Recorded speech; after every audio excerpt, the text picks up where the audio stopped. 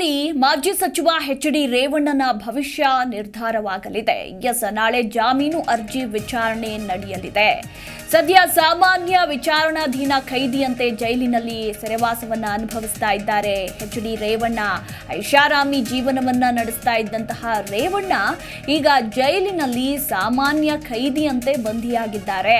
ಒಂದು ಕಡೆ ಸರಿಯಾದಂತಹ ನಿದ್ರೆ ಇಲ್ಲ, ಸರಿಯಾದಂತಹ ಊಟ ಇಲ್ಲದೆ ಮೌನಕ್ಕೆ ಶರಣಾಗಿದ್ದಾರೆ.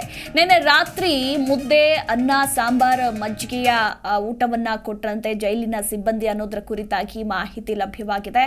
ಇನ್ನು ಊಟ ಕೊಟ್ಟ ನಂತರ 3 ಗಂಟೆ ಆದರೂ ಕೂಡ ಊಟವನ್ನ ಮಾಡಲಿಲ್ಲ ಎಚ್.ಡಿ. ರೇವಣ್ಣ. ನಿದ್ದೆನೂ ಮಾಡಲಿಲ್ಲ, ಊಟವನ್ನು ಕೂಡ ಮಾಡಲಿಲ್ಲ, ಸುಮ್ಮನೆ ಸೈಲೆಂಟ್ ಆಗಿ ಕೂತಿದ್ರು ಅನ್ನೋದ್ರ ಕುರಿತಾಗಿ ಮಾಹಿತಿ ಕೂಡ ಲಭ್ಯವಾಗಿರುವಂಥದ್ದು. ನಾಳೆ ಜಾಮೀನು ಭವಿಷ್ಯ ನಿರ್ಧಾರ ಆಗಲಿದೆ. ಹೀಗಾಗಿ ಸಾಕಷ್ಟು ಕುತೂಹಲ ಕೂಡ ಮೂಡಿಸಿರುವಂಥದ್ದು. ಇನ್ನು ಮತ್ತೊಂದು ಕಡೆ ರೇವಣ್ಣಗೆ ಆರೋಗ್ಯದ ಸಮಸ್ಯೆ ಕೂಡ ಇರೋದ್ರಿಂದ ಜೈಲಿನ ವೈದ್ಯರೇ ಅವರ ಮೇಲೆ ಹೆಚ್ಚಿನ ನಿಗಾ ಇಟ್ಟಿದ್ದಾರೆ. ಜೈಲಾಧಿಕಾರಿಗಳಿಗೆ ತಲೆನೋವಾದ ರೇವಣ್ಣನ ಆರೋಗ್ಯ ಸಮಸ್ಯೆ, ಜೈಲಾಧಿಕಾರಿಗಳಿಗೆ ಹೊಟ್ಟೆ ನೋವು ಅಂತ ಹೇಳ್ತಾ ಇದ್ದಾರಂತೆ ರೇವಣ್ಣ. ಜೈಲು ಆಸ್ಪತ್ರೆಯ ವೈದ್ಯರಿಂದಲೇ ಚಿಕಿತ್ಸೆ ಕೊಡಿಸಿದ್ರೂ ಕೂಡ ಯಾವುದೇ ಪ್ರಯತ್ನ ನಡೀತಾ ಇಲ್ಲ, ಯಾವುದೇ ಯೂಸ್ ಆಗಲಿಲ್ಲ ಅನ್ನೋದ್ರ ಕುರಿತಾಗಿ ಮಾಹಿತಿ ಸಿಕ್ಕಿದೆ. ಆಸ್ಪತ್ರೆಗೆ ಹೋಗಿ ಜೈಲು ವಾಸವನ್ನ ತಪ್ಪಿಸಿಕೊಳ್ಳೋದಕ್ಕೆ ಏನಾದ್ರೂ ಈ ಆರೋಗ್ಯದ ಮಂತ್ರವನ್ನ ಹೇಳ್ತಾ ಇದ್ದಾರಾ, ಸುಮ್ಮನೆ ನನಗೆ ಹೊಟ್ಟೆ ನೋವು ಅಂತ ಹೇಳ್ತಿದ್ದಾರಾ ಅನ್ನೋ ಅನುಮಾನಗಳು ಕೂಡ ಇಲ್ಲಿ ಮೂಡಿ ಬರ್ತಿದೆ. ಬೆಳಗ್ಗೆ ಮತ್ತು ಸಂಜೆ 2 ಬಾರಿ ರೇವಣ್ಣನ ಆರೋಗ್ಯ ತಪಾಸಣೆ ಕೂಡ ನಡೆಸ್ತಾ ಇದ್ದಾರೆ ಜೈಲಿನ ವೈದ್ಯರು. ಅವರ ಮೇಲೆ ಹೆಚ್ಚಿನ ನಿಗಾ ಕೂಡ ಇಟ್ಟಿದ್ದಾರೆ.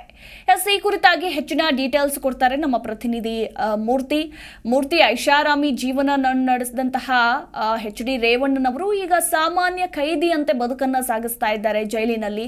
ಒಂದು ಕಡೆ ನಾಳೆ ಜಾಮೀನು ಅರ್ಜಿ ವಿಚಾರಣೆ ಏನಾಗುತ್ತೆ ಅನ್ನೋದ್ರ ಕುತೂಹಲ, ಮತ್ತೊಂದು ಕಡೆ ರೇವಣ್ಣನ ಆರೋಗ್ಯದಲ್ಲಿ ಮತ್ತೆ ಏರುಪೇರಾಗಿದೆ ಅಂತ ಹೇಳಲಾಗ್ತಿದೆ. ಈ ಬಗ್ಗೆ ಓವರ್ ಆಲ್ ಡೀಟೇಲ್ಸ್.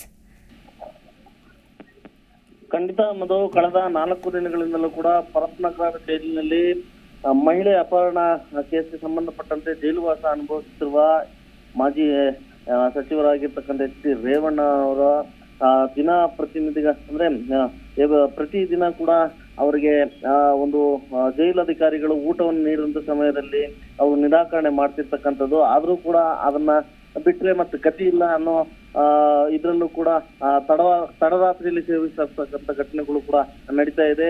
ಕಳೆದ 4 ದಿನಗಳಿಂದಲೂ ಕೂಡ ಇದೇ ನಡೀತಾ ಇರ್ತಕ್ಕಂಥದ್ದು. ಹೀಗಾಗಿ ಮತ್ತೆ ಅವರು ದಿನ ಕಳೆದಂತೆ ಅಂದ್ರೆ ಕೋರ್ಟ್ ಯಾವುದೇ ಅಂದ್ರೆ ಮನೆ ಊಟಕ್ಕೆ ಯಾವುದೇ ರೀತಿಯ ಕೋರ್ಟ್ ಪರ್ಮಿಷನ್ ಕೂಡ ಕೊಟ್ಟಿರೋದಿಲ್ಲ. ಯಾಕಂದ್ರೆ ಅದು ಕೊಟ್ಟಿದ್ರೆ ಒಂದ್ ವೇಳೆಯಲ್ಲಿ ಮನೆ ಊಟ ಸೇವಿಸಬಹುದಾಗಿತ್ತು. ಆದ್ರೆ ಇಲ್ಲಿ ಯಾವುದೇ ಪರ್ಮಿಷನ್ ಇಲ್ದಿರೋ ಕಾರಣದಿಂದಾಗಿ ಜೈಲಲ್ಲಿ ಕೊಡೋ ಊಟವನ್ನೇ ಅವರು ಸೇವಿಸಬೇಕಾಗುತ್ತೆ. ಹೀಗಾಗಿ ನಾಲ್ಗೆ ಕೆಟ್ಟಿದ್ಯಾ ಅಥವಾ ಬೇರೆ ಅಂದ್ರೆ ಒಂದ್ ರೀತಿ ಚಿಂತೆಗೆ ಜಾರಿದ್ದಾರ ಅನ್ನೋದು ಕೂಡ ಇಲ್ಲಿ ಅನುಮಾನಕ್ಕೆ ಎಡೆಮಾಡಿ ಕೊಟ್ಟಿರ್ತಕ್ಕಂಥದ್ದು. ಆದ್ರೂ ಕೂಡ ಗತಿ ಇಲ್ಲದೆ ಅಥವಾ ಅದನ್ನ ಬಿಟ್ರೆ ಆಗಲ್ಲ ಅನ್ನೋದು ಪರಿಸ್ಥಿತಿ ಇಲ್ಲ, ಅದನ್ನೇ ಸೇವಿಸ್ತಾ ಇರ್ತಕ್ಕಂಥದ್ದು. ಮತ್ತೆ ಇನ್ನೊಂದೆಡೆ ಕಳೆದ 3 ದಿನಗಳಿಂದ ಅಂದ್ರೆ ಕಳೆದ ಶುಕ್ರವಾರ ಮತ್ತು ನಿನ್ನೆ ಮತ್ತು ಇವತ್ತು ಕೂಡ ಕಂಟಿನ್ಯೂ ಆಗಿ ಸರ್ಕಾರಿ ರಜೆ ಇರೋದ್ರಿಂದ ಅವರ ಆಪ್ತರು ಮತ್ತೆ ಅವ್ರನ್ನ ಭೇಟಿ ಮಾಡ್ಲಿಕ್ಕೆ ಯಾವುದೇ ರೀತಿಯ ಅನುಮತಿಯನ್ನು ಕೂಡ ಜೈಲಧಿಕಾರಿಗಳು ಕೊಟ್ಟಿಲ್ಲ. ಈ ಹಿನ್ನೆಲೆಯಲ್ಲಿ ಅದರಿಂದನೂ ಕೂಡ ಒಂದ್ ರೀತಿ ಬೇಸತ್ತಿದಾರ ಅನ್ನೋದನ್ನು ಕೂಡ ಒಂದ್ ರೀತಿ ಜೈಲಿನ ಮೂಲಗಳ ಮಾಹಿತಿ ಇಂದ ಗೊತ್ತಾಗ್ತಾ ಇರ್ತಕ್ಕಂಥದ್ದು. ಆದ್ರೆ ನಾಳೆ ಸುಮಾರು 11:30ಕ್ಕೆ ಒಂದು ಬೇಲ್ನ ಪ್ರತಿ ಕೋರ್ಟ್ಗೆ ಬರಲಿದೆ. ಹೀಗಾಗಿ ನಾಳೆ ಬೇಲಿ ಸಿಗುತ್ತಾ ಇಲ್ಲ ಅನ್ನೋದನ್ನು ಕೂಡ ಒಂದ್ ರೀತಿ ಒಂದ್ ವೇಳೆ 99 ಭಾಗ ನನಗೆ ಬೇಲ್ ಸಿಗುತ್ತೆ ಅನ್ನೋ ರೀತಿಯಲ್ಲೂ ಕೂಡ ಅವ್ರ ಮುಖದಲ್ಲಿ ಮಂದಹಾಸ ಮೂಡಿರ್ತಕ್ಕಂಥದ್ದು. ಹೀಗಾಗಿ ಬೆಳಿಗ್ಗೆ ಎದ್ದು ಒಂದು ಕಾಫಿ ಅನ್ನು ಕುಡಿದು ಪೇಪರ್ ಅನ್ನು ಕೂಡ ಓದಿ ಕಳೆದ 4 ದಿನಗಳಿಂದಲೂ ಕೂಡ ವಾಕ್ ಅನ್ನು ಮಾಡಿರಲಿಲ್ಲ. ಆದ್ರೆ ಇವತ್ತು ಬೆಳಿಗ್ಗೆ ವಾಕ್ ಮಾಡಿದ್ದಾರೆ ಅಂತ ಹೇಳಿ ಕೂಡ ತಿಳ್ಕೊಂಡಿರ್ತಕ್ಕಂಥದ್ದು. ಹೀಗಾಗಿ ಅಂದ್ರೆ ನಾಳೆ ಬೇಲ್ ಸಿಗ್ಬಿಡುತ್ತೆ ಅನ್ನೋ ಖುಷಿಯಲ್ಲಿ ವಾಕ್ ಮಾಡಿದ್ರ ಅಥವಾ ಅವರ ಆರೋಗ್ಯ ಏರ್ಪೇರಾಗಿರೋದ್ರಿಂದ ವಾಕ್ ಮಾಡಿದ್ರ ಅನ್ನೋದು ಕೂಡ ಒಂದ್ ರೀತಿ ಗೊತ್ತಾಗ್ತಾ ಇಲ್ಲ. ಹೀಗಾಗಿ ಮತ್ತೆ ಕಳೆದ 3 ದಿನಗಳಿಂದಲೂ ಕೂಡ ಹೊಟ್ಟೆ ನೋವು ಅಂತ ಹೇಳಿ ಜೈಲಾಧಿಕಾರಿಗೆ ಹೇಳ್ತಾನೆ ಇದ್ದಾರೆ. ಹೀಗಾಗಿ ಒಂದು ಬೆಳಿಗ್ಗೆ ಮತ್ತು ರಾತ್ರಿ 2 ಟೈಮ್ ಕೂಡ ವೈದ್ಯಾಧಿಕಾರಿಗಳು ತಪಾಸಣೆ ಮಾಡಿ ಅದಕ್ಕೆ ಬೇಕಾದಂತ ಪ್ರಿಕಾಷನ್ಸ್ ತಗೊಂಡು ಮೆಡಿಸಿನ್ ಅಂದ್ರೆ ಔಷಧಿಗಳನ್ನು ಕೂಡ ಕೊಡ್ತಾ ಇದ್ದಾರೆ.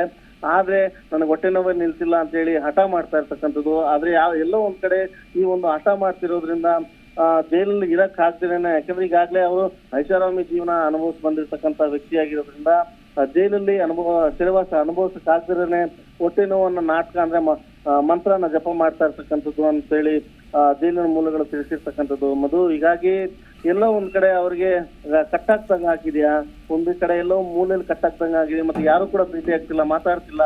ಹೀಗಾಗಿ ಒಂದು ಚಿಂತೆಗೆ ಜಾರಿದ್ದಾರ ಅನ್ನೋದು ಕೂಡ ಒಂದು ರೀತಿ ಅನುಮಾನಕ್ಕೆ ಎಡೆ ಮಾಡಿ ಕೊಟ್ಟಿರ್ತಕ್ಕಂಥದ್ದು ಮಧು. ಹೀಗಾಗಿ ಆರೋಗ್ಯದ ವಿಚಾರದಲ್ಲಿ ಜಿಲ್ಲಾಧಿಕಾರಿಗಳು ಅತಿ ಹೆಚ್ಚು ಒಂದು ಮುಂಜಾಗ್ರತಾ ಕ್ರಮಗಳನ್ನು ವಹಿಸಿಕೊಂಡಿದ್ದಾರೆ, ಪ್ರಿಕಾಷನ್ಸ್ ತಗೊಂಡಿದ್ದಾರೆ ಅಂತ ಹೇಳಿ ಗೊತ್ತಾಗ್ತಾ ಇರ್ತಕ್ಕಂಥದ್ದು ಮಧು. ಎಸ್, ಥ್ಯಾಂಕ್ ಯು ಮೂರ್ತಿ ನಿಮ್ಮೆಲ್ಲ ಮಾಹಿತಿಗಾಗಿ. ಜಿ ಕನ್ನಡ ನ್ಯೂಸ್ ಈಗ ನಿಮ್ಮ ಮನೆಯಲ್ಲೇ ನೋಡಿ.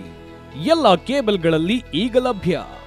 ಸನ್ Direct 292, Jio TV 1334, U Digital 162, City Cable 51, GTPL 17, Abhishek Cables 821, Rockline Telecommunication 51, Shri Basaveshwara number 60, Vinayaka digital number 53, In Digital number 896ರಲ್ಲಿ.